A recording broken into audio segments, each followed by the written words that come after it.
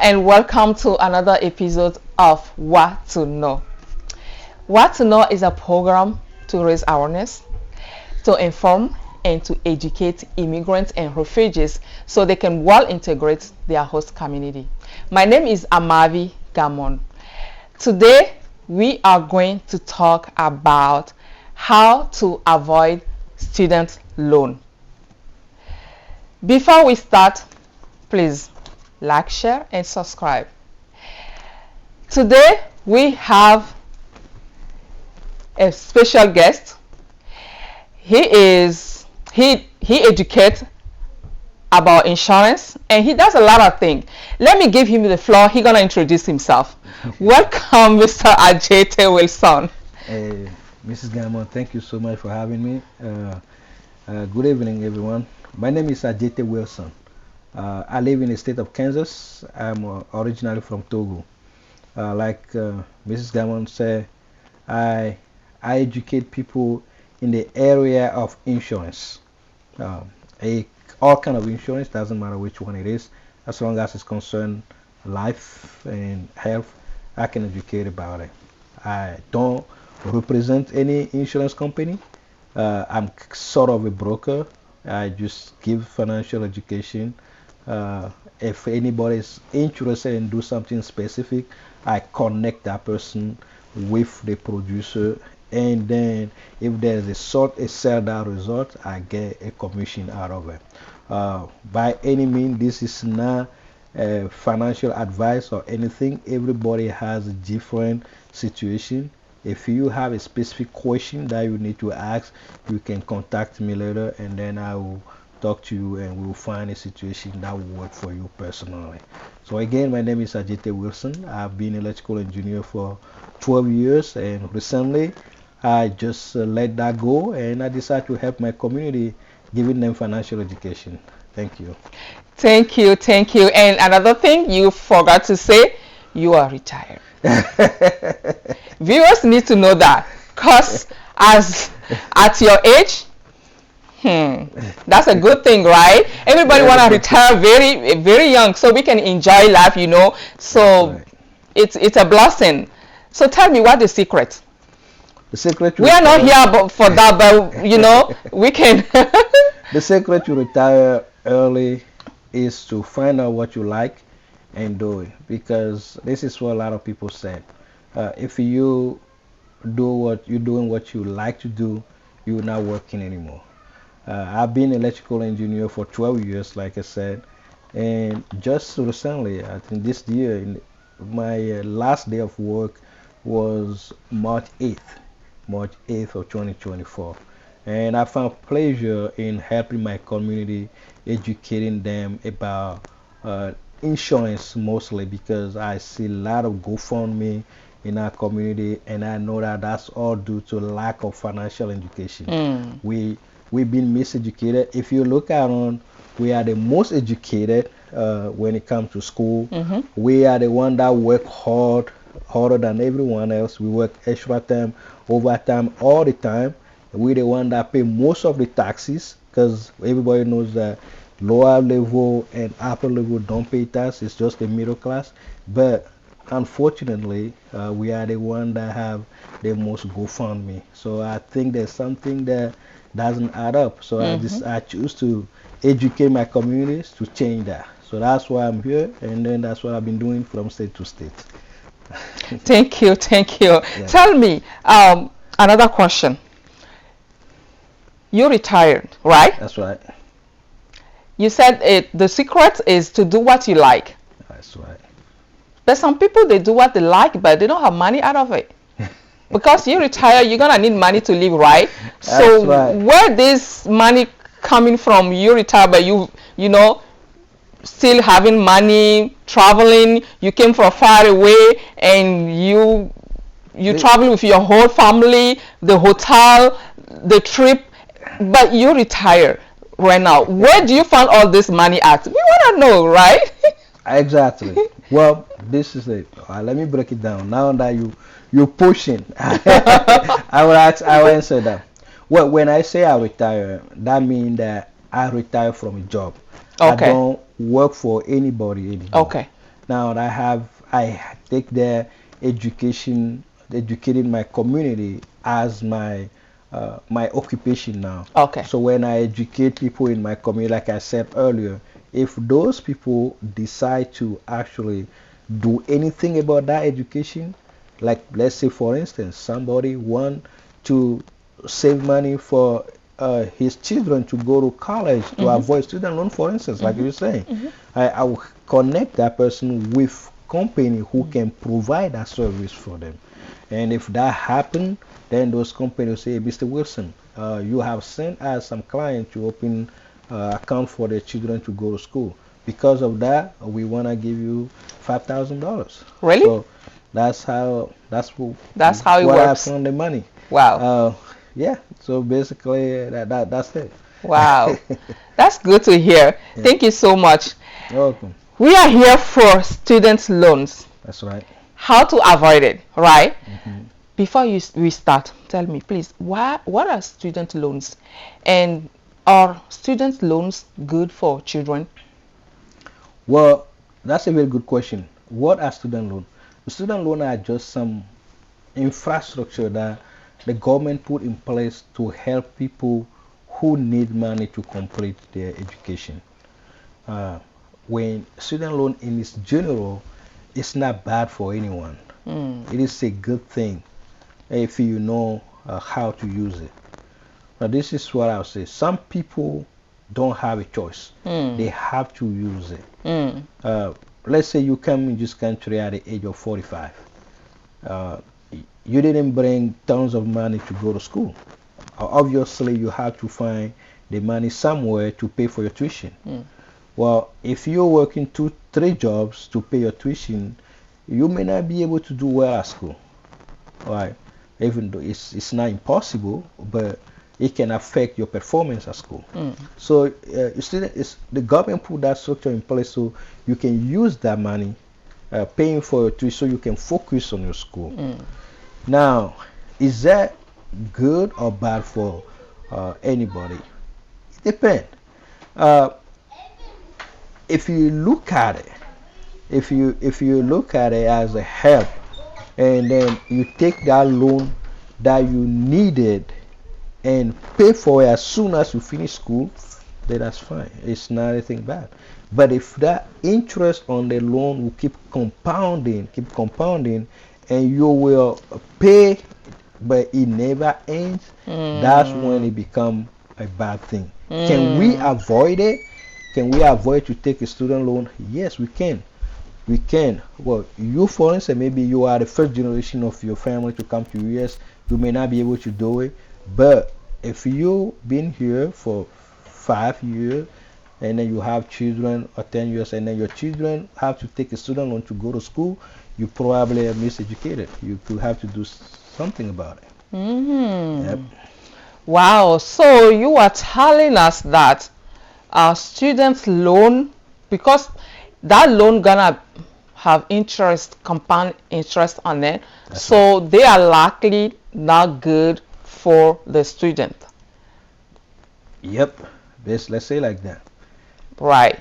Yep. And they might pay that loan all their whole life. That's right. It's like another mortgage.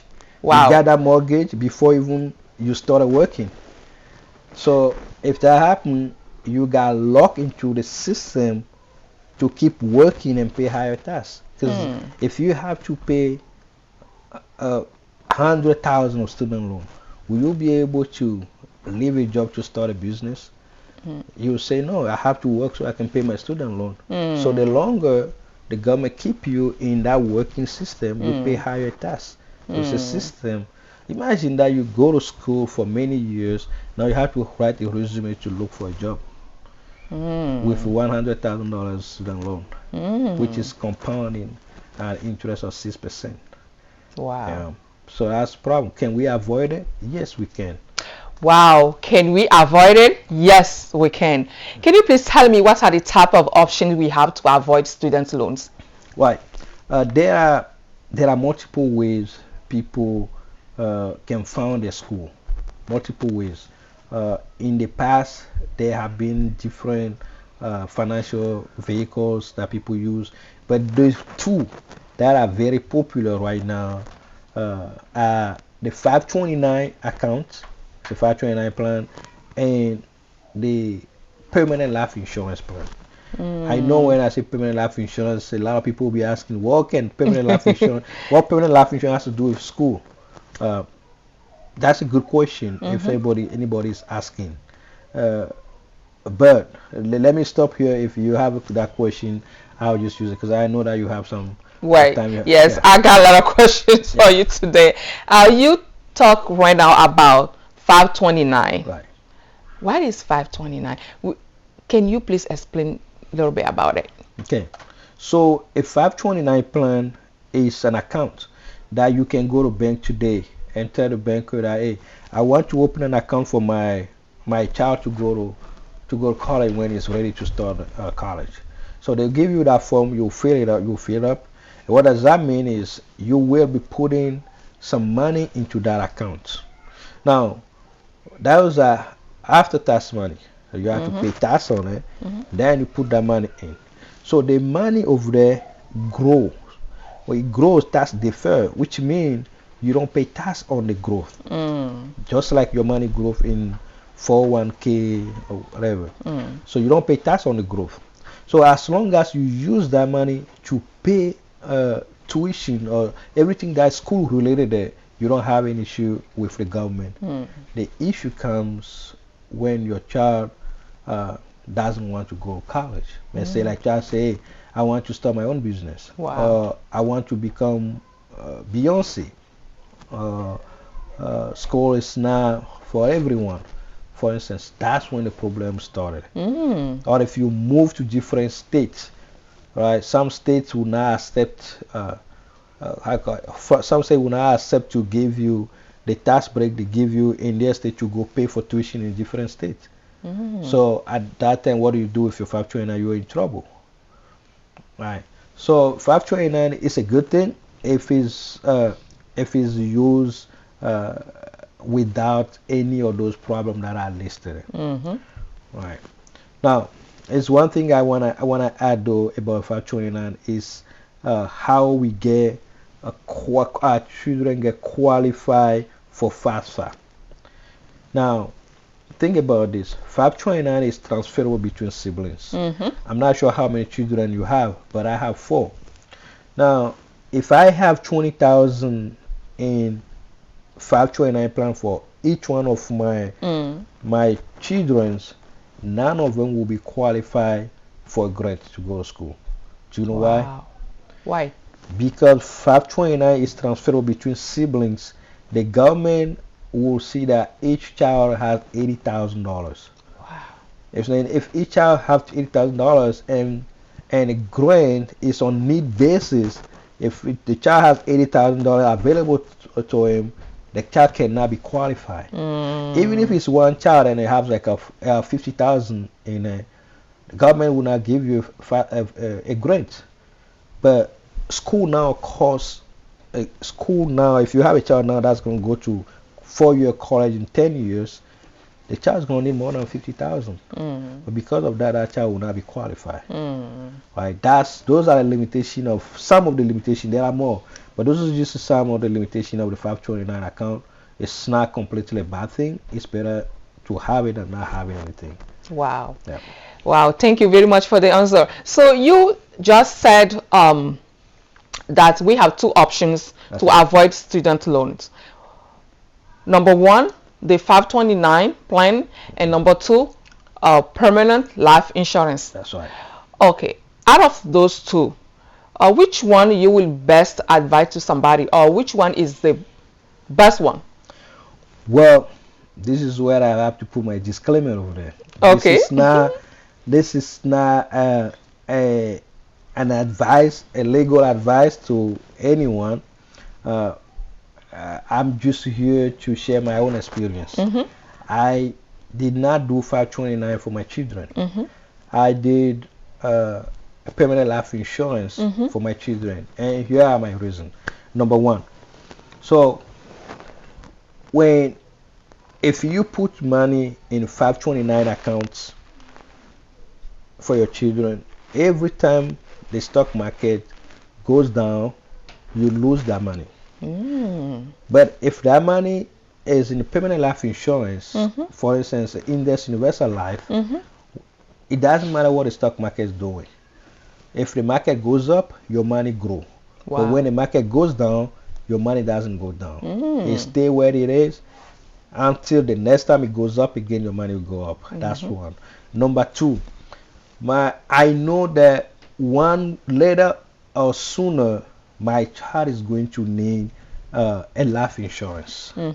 So why wait to get the later while it's going to be expensive? Why not get it now while the child is young, so you can have a low premium? Yes. Because once the premium is locked in at 2 weeks old, if the cost of insurance is $5, and then they say the insurance company say, oh, the premium is $50, even if that child turned 85, the premium is still going to be $50. So that's the second reason for it. And then the third reason is, remember when I said, if you open 529 here in Illinois, for instance, and then you move to Oklahoma, and your child wanna go to college in Oklahoma, Illinois gave you a tax break here, so you can invest that money into Illinois University. Now you wanna take that tax break and invest in Oklahoma. The state of Illinois will say, well, you have to pay us our tax now. Then they will charge you 10% penalty. If that money was in the Index Universal Life, you don't have that problem. Right. You can just take that money and go to a school where you want. Now that's the third reason. Number four, let's say that the child say, well, I don't want to go to school. I don't want to go to university. I want to become LeBron James. Well, you can take that money and hire a professional coach. You train your son to become a professional basketball player. No problem. Now, what if that child say, I want to become an entrepreneur? Just like me. You say, hey, you don't want to go to school and pursue higher education. You want to be an entrepreneur. Okay, what business you want to do? You can take that money and open a business for your child. Right? Now, number 6. If your child decides to even go to that university, even if that child has $1 million in that IUL, it does not count against his qualification to get a grant. Wow. The child can still have $1 million and get a grant. Another child will have $50,000 in his 529 and will not get a grant. Now, which one do you think they are let to use for their children? Wow. So that's why I say, hey, IUL for me and my family is the best option. So that's what we are using. Thank you very much for the answer. Yes. So, how can someone use their permanent life insurance money to pay their kids' tuition? That's a really good question. There are 2 ways you can use the money. Now, if you have the money available to use for your children, you can either take that money out as a withdrawal from the account, or you can take it out as a loan. That's up to you. Okay. Now, how does it work? If you withdraw it, that diminish the amount of money that you have in your policy. Right? You still have some money. Excuse me. The way I would think about this is, let's say you put the child to college. After 4 years or 5 years, how many years the child get there, you have enough money, you just take it out and then pay all the loan that the child have taken during that 5 years. Or if you don't want to do that, every year you pull out the money and pay. Every year you pull out the money and pay. So you don't have to deal with a loan at all. That's one way.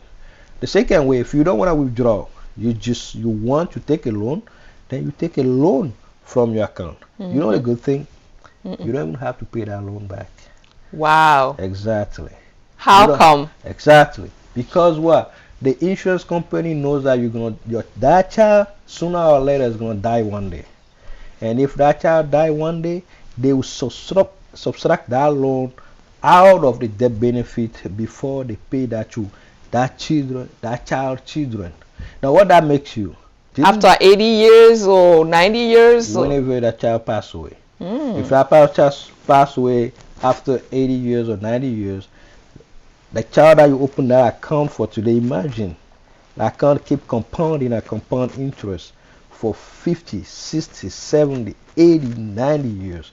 Imagine how much money is going to be in that account. We're talking about millions, millions of dollars. Now, if that child has taken 200,000 out of that account, and insurance company is going to take those out, if any interest accrue, they will take that, and then they'll give the rest to the family.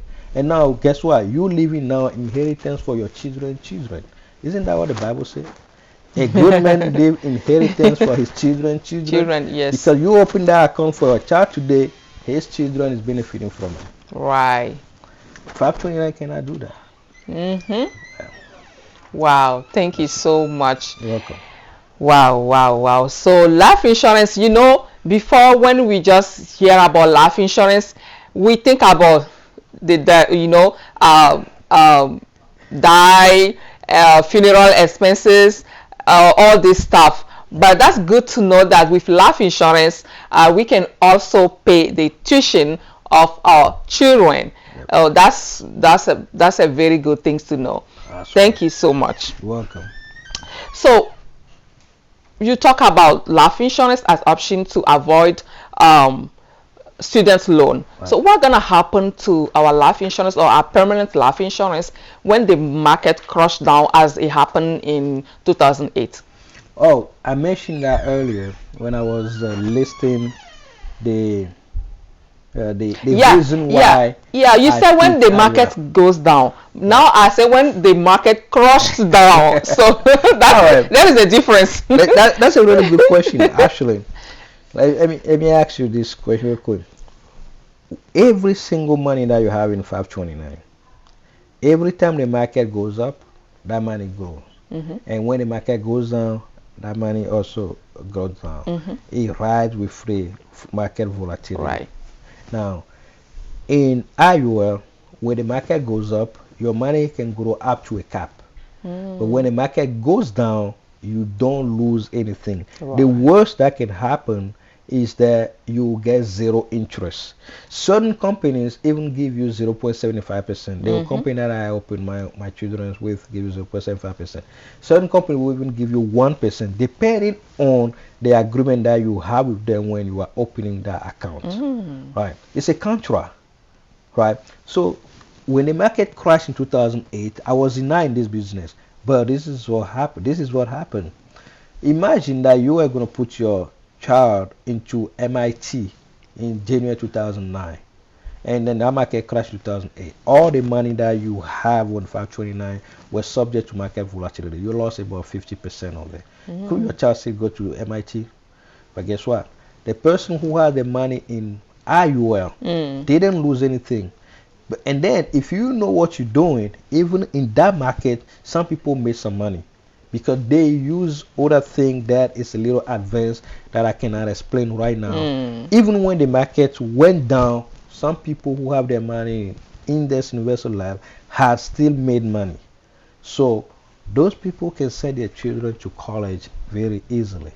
So that's why, from every day of the week, if I have to choose between 529 and Index Universal Life to send my kid to college, I would choose IUL Monday to Friday and twice on Saturday, and take a break on Sunday. Wow. IUL, which is an option of permanent life insurance. That's right. Right.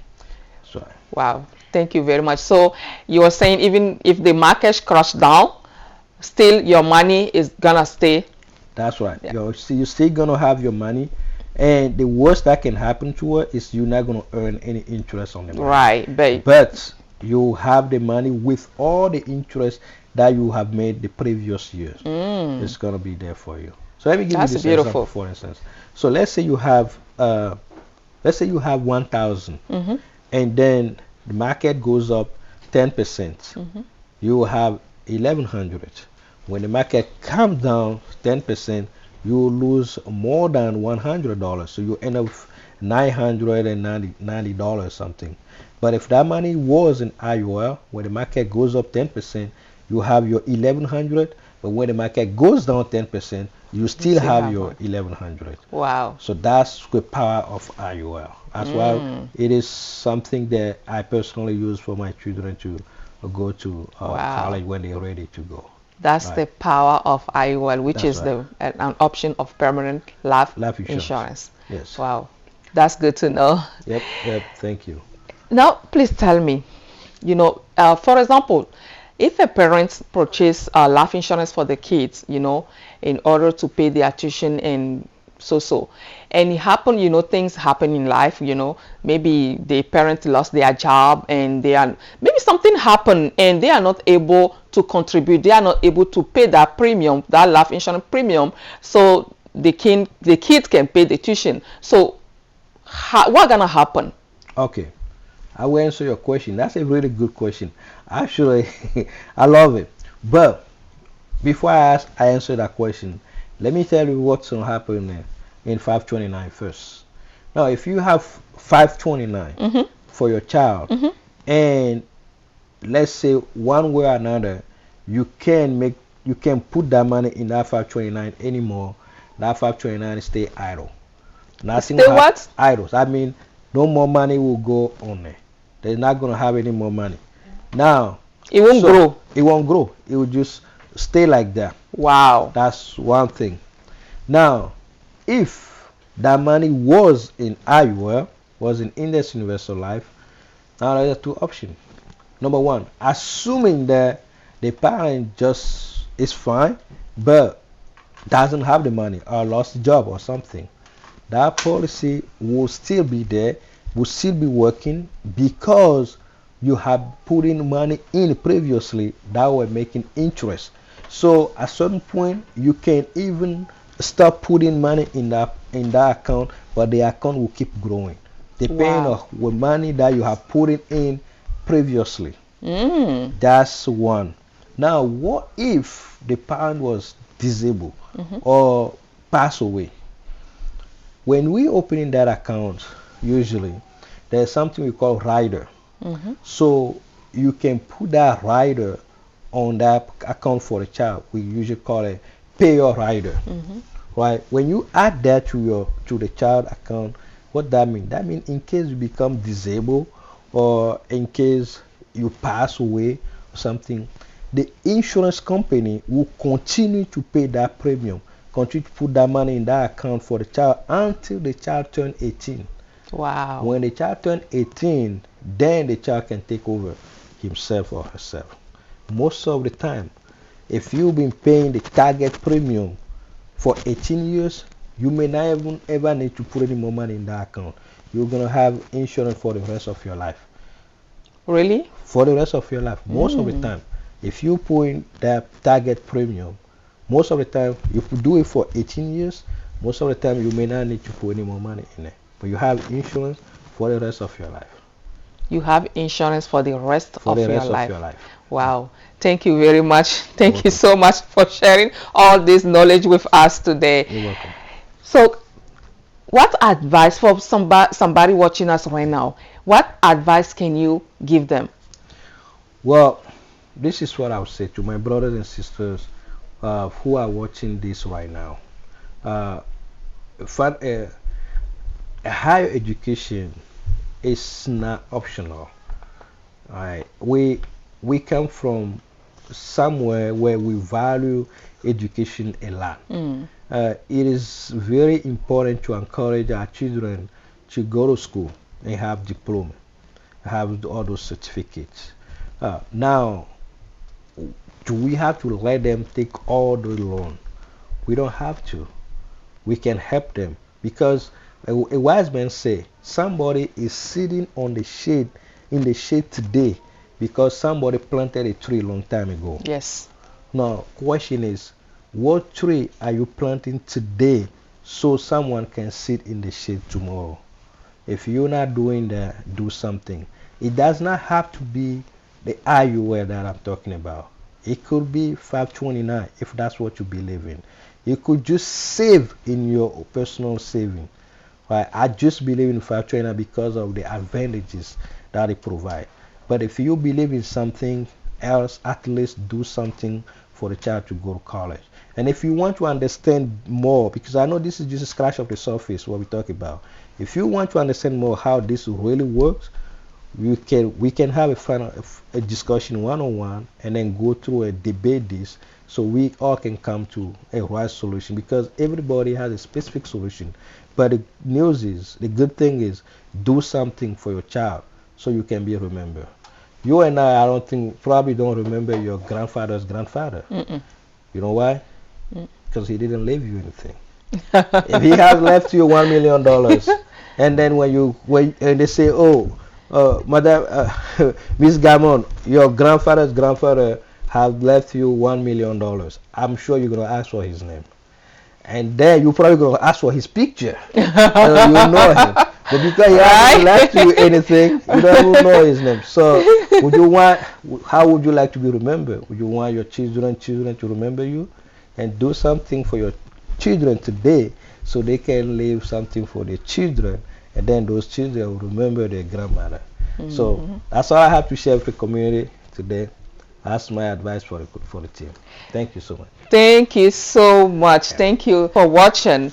Please remember to like, share, and subscribe, and to go to our channel to watch other videos there that will help you to better integrate the American community. Thank you for watching What to Know, because knowledge is power. See you next time. Bye. Thank you.